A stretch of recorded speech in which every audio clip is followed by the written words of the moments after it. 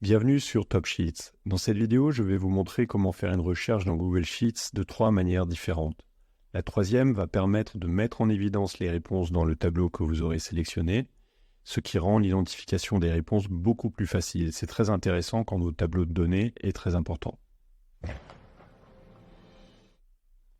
La première méthode consiste à appuyer sur les touches CTRL et F de votre clavier et vous verrez cette fenêtre de recherche qui apparaît.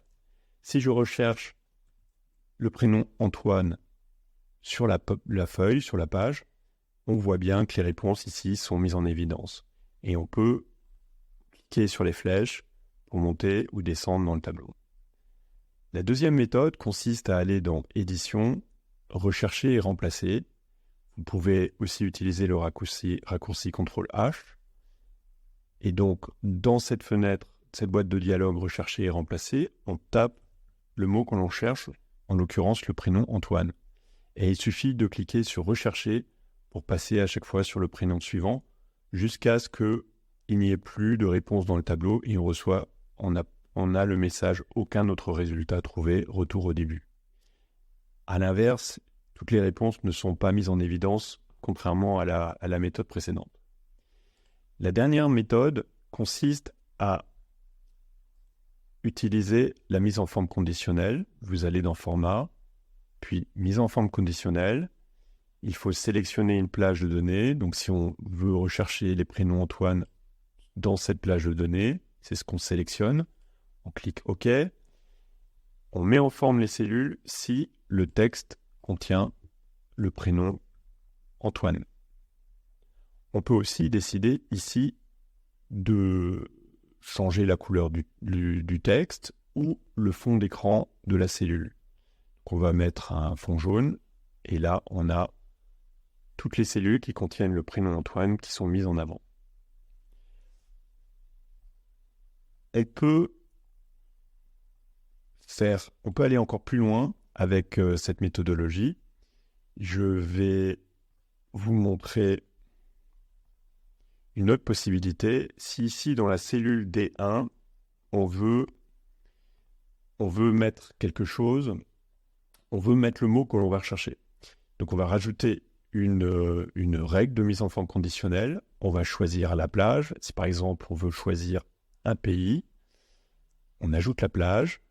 Non, voilà, on fait OK. Et on va choisir tout en bas une formule personnalisée. Et la formule, elle commence par D1, parce que c'est la cellule où on va mettre le mot que l'on recherche. Il faut bien mettre un dièse devant le D et devant le 1, parce que quand la formule va être utilisée, il faut qu'elle reste identique dans tout le tableau. Il faut qu'elle prenne comme référence l'information qui est vraiment dans cette cellule. Et avec les dièses, on fige la cellule. Et donc, on va sélectionner ici la cellule B2. Donc là, on ne met pas de dièse parce que la formule va bouger.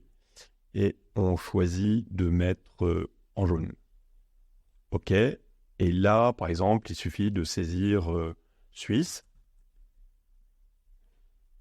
Et le pays suisse est mis en avant, ce qui facilite l'identification des données. Ou si je fais France, c'est la même chose. Un dernier conseil que je peux vous donner, c'est si vous voulez avoir la ligne entière qui est saisie, on va rajouter une règle et cette fois-ci, on va saisir tout le tableau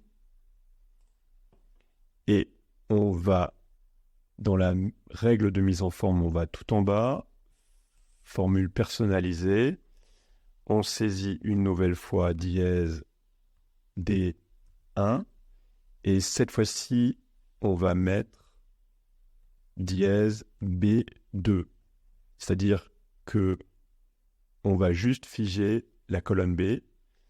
Et si maintenant je veux la couleur rouge, et je fais OK, on voit bien que c'est la ligne qui est sélectionnée. Si je tape Belgique, toute la ligne est mise en avant. Donc c'est très pratique dans les tableaux qui sont très grands. on peut facilement identifier ce qu'on recherche. Pour continuer à progresser avec Google Sheets, rendez-vous sur topsheets.fr/apprendre. J'y partage des ressources utiles et gratuites.